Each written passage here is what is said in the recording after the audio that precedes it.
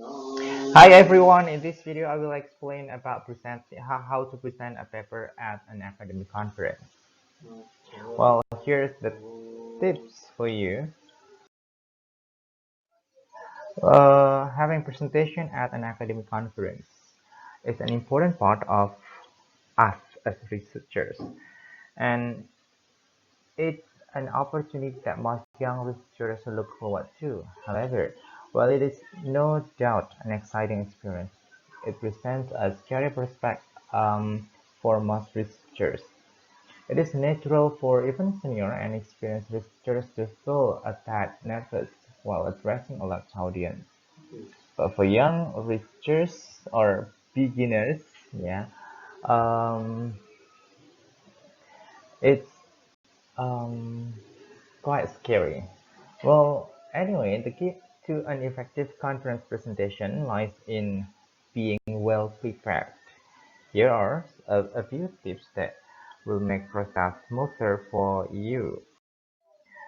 First, write your paper with the audience in mind. A conference paper should be different from a journal article. Remember that your paper is meant to be heard, not read.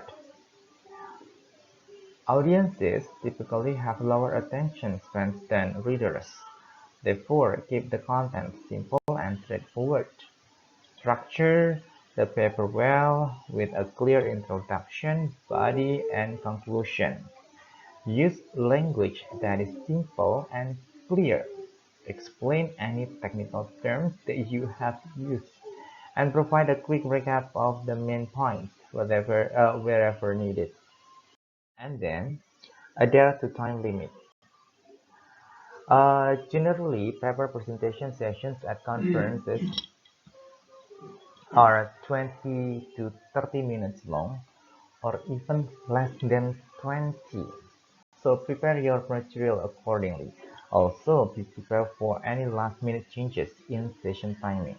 If you have been allotted 20 minutes, be ready with a short skeleton outline.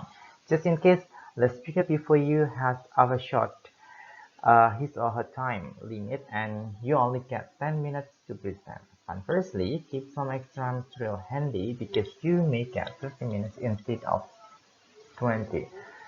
Middle that, just go over the points of your presentation. Consider the background is very important for you while you did the research, and then what kind of current issue that you bring from your research itself. Then the findings. You do not need to talk a lot on the literature, on the theoretical review, because yes, it will waste your time. The point is that the background, and then the purpose, the methodology of the research, and also the finding. And then rehearse in front of a friend or mirror. Well, it's very important when you have kind of practice before presenting your research in a real conference. Reading in your mind will not help you keep time simply because reading aloud in front of an audience takes longer. Rehearsing a few times in front of a friend or in front of the mirror so that you are familiar with the content will boost your confidence. Recording a video of your practice session is also a good idea as you can view them later and understand where you need to improve. And consider as well uh, the time allotment of your presentation. Don't rehearse too much just before the actual session or your voice might sound dull and tired. Start confidently. Yes. How you begin your presentation matters a great deal. You will have to gain the audience confidence and attention within the first 10 to 20 seconds of your session.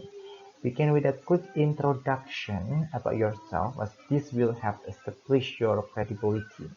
Make sure you prepare for this in advance. Carefully select a few highlights and be ready with a brief self-introduction. Here is an example for the short or brief introduction. Hi, good morning everybody. My name is Barren Kristanto. I'm a bachelor student of English education study program from Harapan Bangsa University. Today I'm going to present a paper titled blah blah blah blah. Well, just short.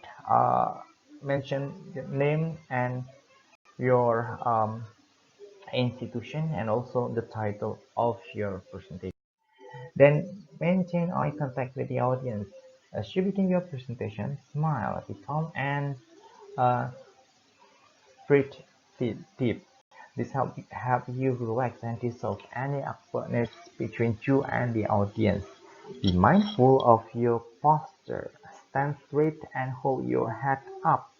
This will help you make eye contact with audience and will also make your voice more audible. Do not read the desk to the desk. Talk clearly, loudly, and energetically, but don't be too fast. Remember that there could be people in the audience whose native language is not English. Take advantage of pauses to look up at your audience.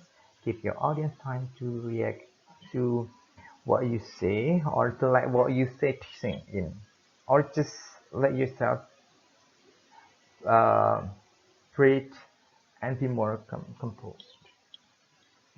The point is that the body language is very important because you are the center of attention in while you're presenting. So make sure that everything runs well and be aware of your performance and try to get a good first impression. Um, if you're not ready yet, just pause for a while and start when you are ready. Just change your mind that you are in the middle of sharing what you are uh, your experience and also your knowledge to be acknowledged by other people. And then last but not least, use transitions. Remember to use transition when moving from one idea to another. Transitions ensure a smooth flowing presentation. Some useful transitions are furthermore, in addition, consequently, meanwhile, finally, etc. When using the same idea twice, you can begin with a similar idea is, or another example is, etc. When giving a point-by-point explanation, it is best to mention the total number of points at the outset. For example, there are reasons for this. The first reason is, the second reason is, etc. This approach will help readers keep track of the points you are discussing. Additionally, sometimes a simple pause or a direct statement such as let's move to the next part of the presentation or to move on to another idea is also an effective way to introduce a new section, idea, or perspective.